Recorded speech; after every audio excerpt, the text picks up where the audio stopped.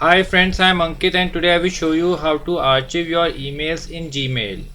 Friends, due to any reason if you want to archive any email, then you simply need to open your Gmail account, and in your Gmail account you need to select the email which you want to archive. After selecting the email, you simply need to click on this archive button. Now friends, as you can see, now our this email is archived. Now after some time, if you want to unarchive this email, then you simply need to search for this email. Like in my case, my email is from Airtel, so I will simply search for Airtel. In your search results you will find your archive email.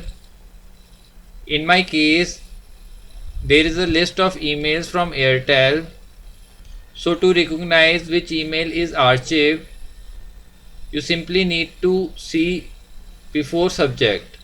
Like in this case, there is no inbox written here, so this email is archived, and in other mails there is inbox written in all the emails.